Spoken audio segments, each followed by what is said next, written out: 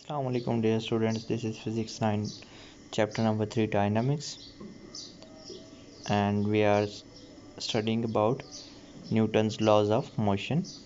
So review करते हैं first law of motion जो आपने पहले पढ़ लिया था. According to this law, object at rest remains its state until acted upon by a net force. कि जो ऑब्जेक्ट रेस्ट में है वो रेस्ट में रहेगा जब तक उस पर कोई फोर्स नहीं लगती. मतलब वो रेस्ट में है तो उस पर फोर्स क्या है, ज़ीरो है.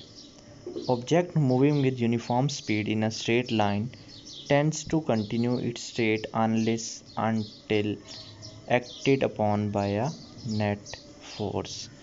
कि जो ऑब्जेक्ट एक यूनिफॉर्म स्पीड के साथ किसी भी लाइन में, किसी पर्टिकुलर लाइन में मूव कर रहा है, वो अपनी इस स्टेट को कंटिन्यू रखेगा कब तक, जब तक उस पर कोई फोर्स नहीं लग जाती. मतलब जब फोर्स ज़ीरो होगी तो अपनी इस मोशन को या इस स्टेट को कंटिन्यू रखेगा. अच्छा, ये फर्स्ट लॉ क्या करता है, this gives the qualitative definition of force. ये फोर्स की हमें क्वालिटेटिव डेफिनेशन देती है. अब हमारे पास दो वर्ड होते हैं, एक होता है क्वालिटी, एक होता है क्वांटिटी. इसमें क्या डिफरेंस होता है. सपोज़ हम कहते हैं वाटर, ठीक है. अगर हम बात करेंगे कि वाटर हाइड्रोजन और ऑक्सीजन से मिलकर बना है तो ये हमने क्वालिटी की बात की है, ठीक है.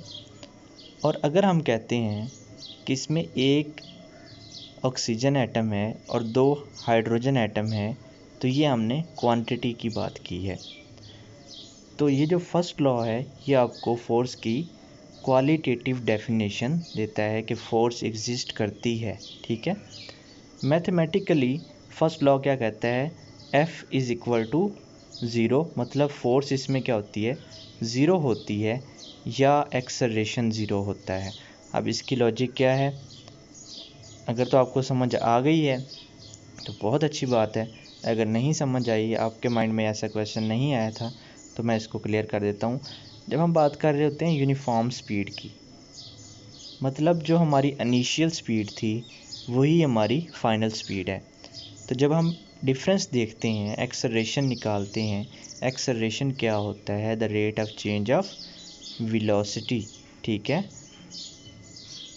जब हमारी फाइनल और इनिशियल वेलोसिटी सेम होगी तो हमारे पास ज़ीरो आंसर आएगा, चाहे टाइम जितना मर्जी हो, ठीक है. तो उसका मतलब एक्सेलरेशन हमारे पास ज़ीरो आएगा. ठीक हो गया.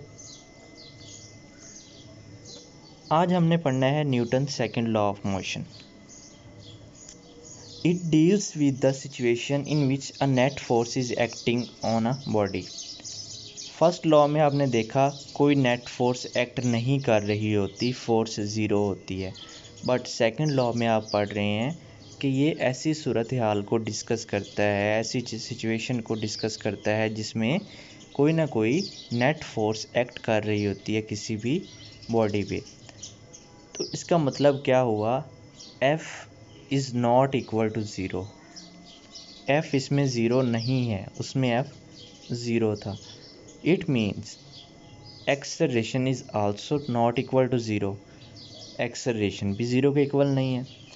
अब according to second law of motion statement क्या है इसकी, when a net force acts on a body, जब कोई नेट फोर्स किसी भी ऑब्जेक्ट पे एक्ट करती है, it produces acceleration in the body in the direction of the net force.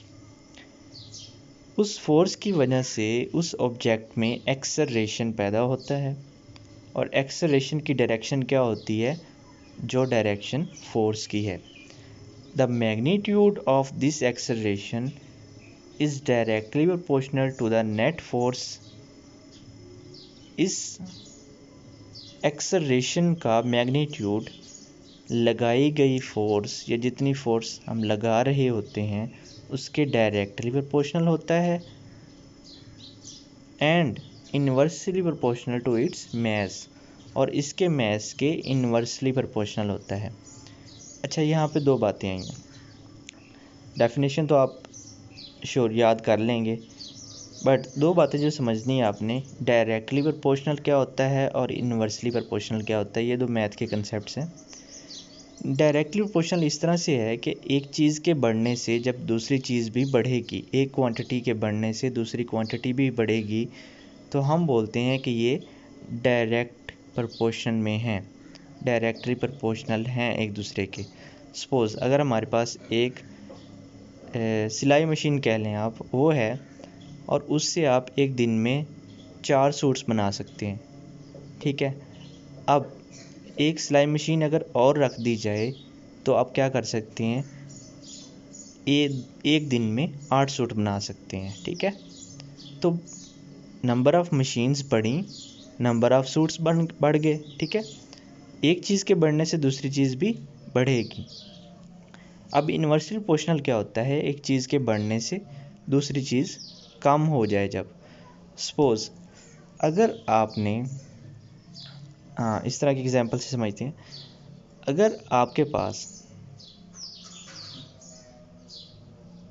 खाने के लिए 15 दिन का सामान पड़ा है, ठीक है, और वो 2 बंदों के लिए काफ़ी है, ठीक हो गया।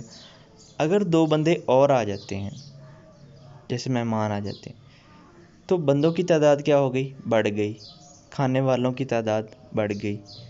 बट क्या वो खुराक जो 15 दिन चलनी थी 2 बंदों के लिए, वो 4 बंदों के लिए 15 दिन तक चलेगी? नहीं, क्या हो जाएगा, 7.5 दिन वो और कम हो जाएगी।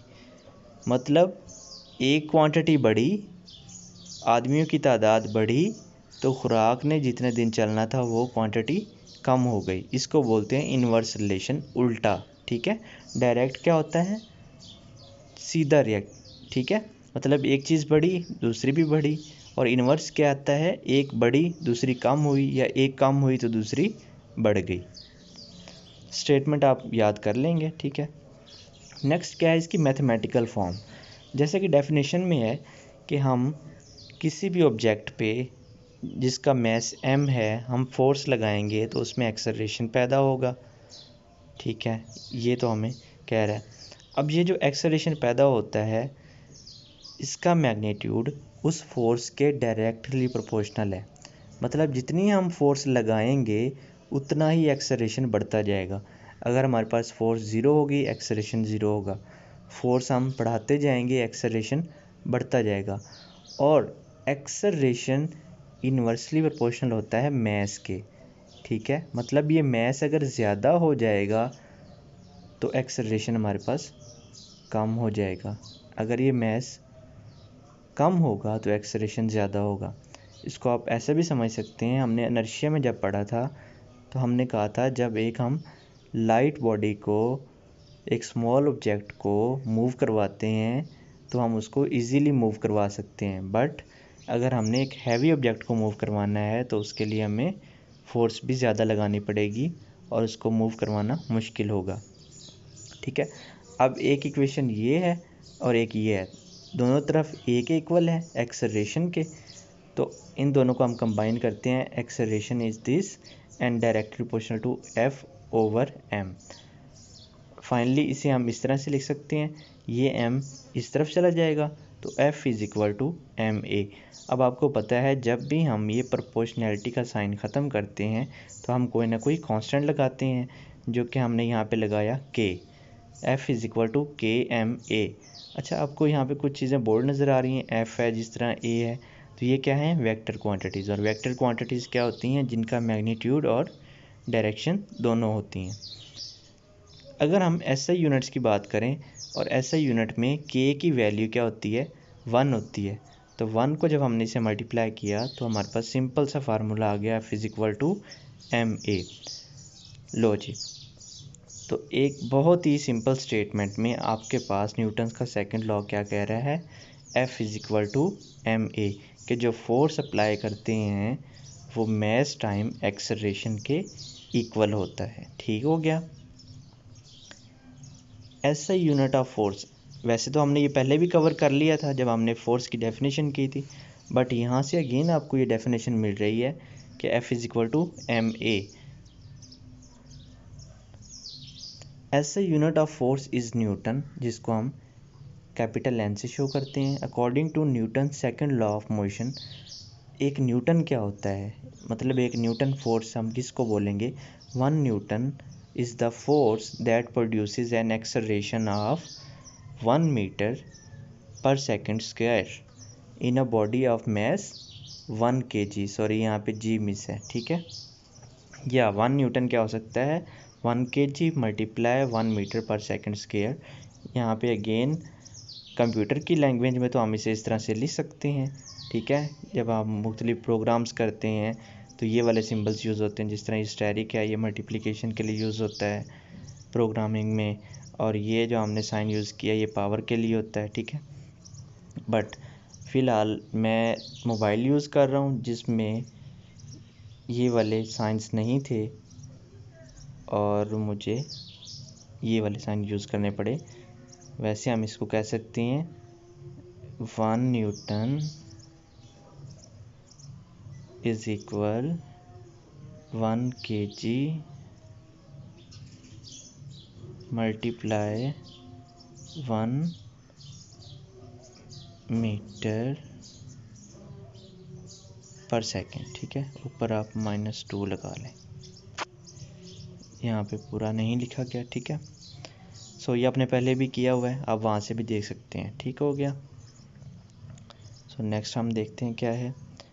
Example, find the acceleration that is produced by a 20 Newton force in a mass of 8 kg, ठीक है। गिवन डाटा हमारे पास क्या है, फोर्स है 20 न्यूटन, मास है 8 kg, और हमने फाइंड क्या करना है, एक्सेलरेशन। सॉल्यूशन में क्या है, यहाँ पे पूरा सॉल्व नहीं किया मैंने, जस्ट आपको हिंट दिया है। एग्जाम्पल है 3.1, आप वहाँ बुक से भी देख सकते हैं। As we know from the second law of motion, हमने पढ़ा formula F is equal to ma। So हमने फाइंड क्या करना था, a। अगर हमने m फाइंड करना होता तो हम यहाँ से m फाइंड कर लेते और a ने इधर आके डिवाइड हो जाना था, ठीक है।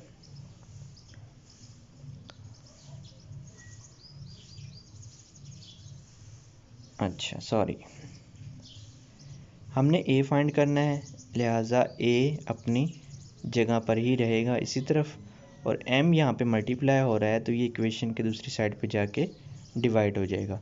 सो हमारे पास फार्मूला आ जाएगा a is equal to F over m, या f डिवाइडेड बाय m। अगर हमने मास फाइंड करना होता और हमारे पास एक्सेलरेशन की वैल्यू दी हुई होती, सपोज हम इस तरह से देख लेते हैं, तो m हमारा इधर ही रहता, a जो कि मल्टीप्लाई हो रहा है m के साथ, ये दूसरी तरफ जाके डिवाइड हो जाता, सेम जैसे मास डिवाइड हो रहा है। आप इसको प्रैक्टिस करें, इसको देखें। नेक्स्ट असाइनमेंट आपको दी गई है, ठीक है। एक्सरसाइज प्रॉब्लम है जो कि 3.1, और अगेन यहाँ पे ये थोड़ी सी मिस्टेक हो गई, 3.2 है, ठीक है। ये आपने प्रॉब्लम करना है Newton second law of motion को इस्तेमाल करते हुए। तो घर में रहें, सेफ रहें, अपना और अपने घर वालों का ख्याल रखें, दिल लगा कर पढ़ें, और अगर आपके ड्यूज़ रहते हैं तो वो टाइमली पे करें। स्कूल ऑफिस आप विज़िट कर सकते हैं 10 से 12 बजे तक।